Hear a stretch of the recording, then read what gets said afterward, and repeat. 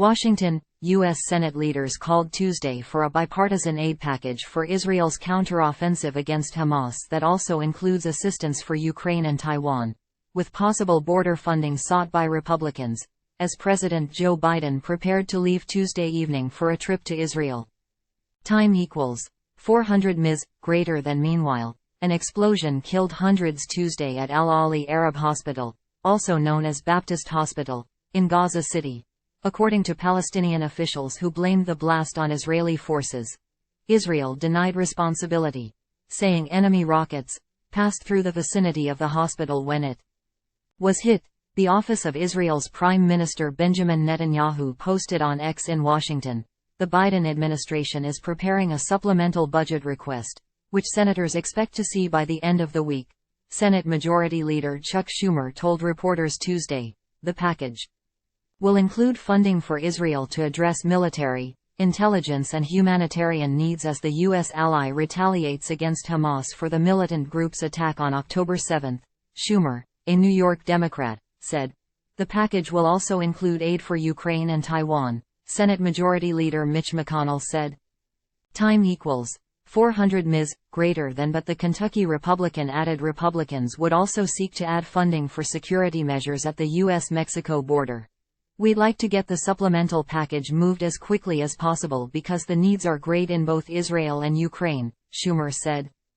Time equals 400 ms. Greater than. Schumer, who led a bipartisan delegation of senators to Israel over the weekend, said the package would have the military help Israel needs, the diplomatic and intelligence help Israel needs, as well as humanitarian aid to minimize the loss of innocent human life of Palestinians and of Israelis.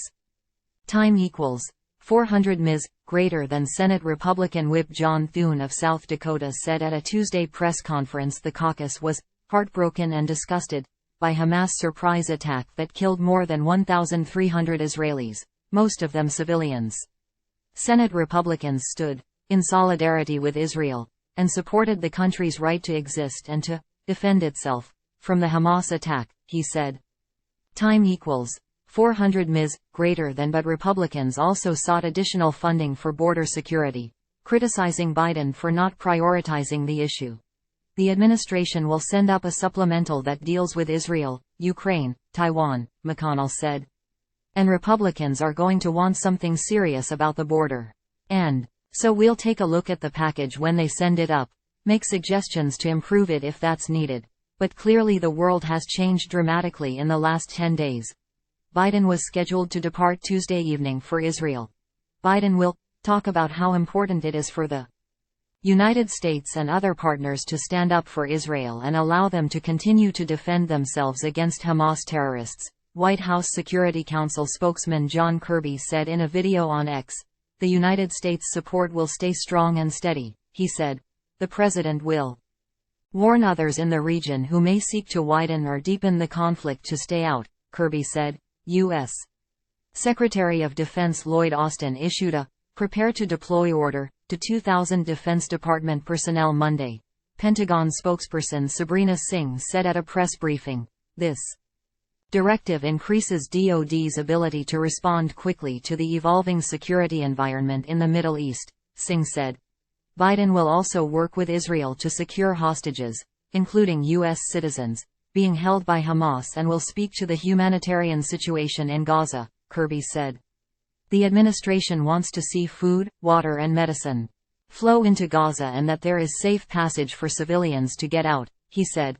Biden was previously scheduled to meet with Jordanian King Abdullah, Egyptian President Abdel Fattah el-Sisi and Palestinian Authority President Mahmoud Abbas in Amman after departing Israel. But the White House announced late Tuesday that the president will postpone the visit after Abbas announced days of mourning. The president sent his deepest condolences for the innocent lives lost in the hospital explosion in Gaza, and wished a speedy recovery to the wounded, the White House said in a statement. He looks forward to consulting in person with these leaders soon, and agreed to remain regularly and directly engaged with each of them over the coming days.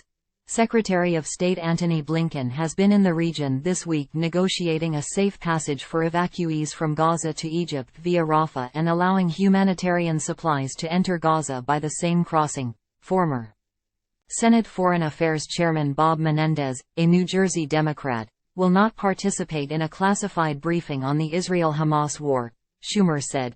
Menendez stepped down from his committee role after he was accused in a federal criminal indictment of being an unregistered agent of the Egyptian government, as well as bribery charges. Egypt is the only country other than Israel that shares a border with Gaza. The Pentagon could not confirm who caused the explosion at al-Ahli Arab Hospital or the number of casualties, Singh told reporters. I've seen the reports, I don't have any more details to provide at this time, Singh said during a televised press conference. I don't know who is responsible. We don't have all the facts. And I'm sure as we learn more that will inform conversations, but right now I'm not going to go down a hypothetical road of who is responsible for something. What I can tell you again is that what the Secretary, Austin, has been very clear on is that we expect Israel to uphold the law of war, Singh said. Palestinian Authority Prime Minister Mohammed Shtayyeh called the shelling a massacre and horrific crime. Netanyahu's office posted on X, according to intelligence information from several sources we have, the Islamic Jihad terrorist organization is responsible for the failed shooting that hit the hospital. The World Health Organization immediately condemned the apparent attack on the operational hospital, one of many under an evacuation order from the Israeli military. Time equals 400 ms, greater than. We call for the immediate protection of civilians and healthcare, and for the evacuation orders to be reversed. WHO Chief Tedros Adhanom Ghebreyesus posted on X. The United Nations has expressed concern over Israel cutting supplies to the Gaza Strip. Time equals 400 ms, greater than. Crucial life-saving supplies, including fuel, food and water, must be allowed into Gaza. We need rapid and unimpeded humanitarian access now, UN Chief Antonio Guterres said in a statement. Israel has reopened access to water in the southern Gaza, Singh said Tuesday.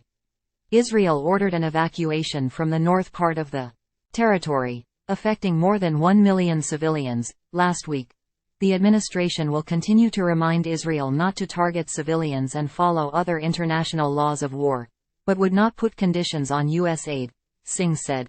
The Senate Foreign Relations Committee is scheduled to hold a confirmation hearing Wednesday for Jack Lew to be the U.S. ambassador to Israel. Maryland Democrat Ben Cardin, who chairs that committee, said Tuesday the Senate should confirm Lew promptly.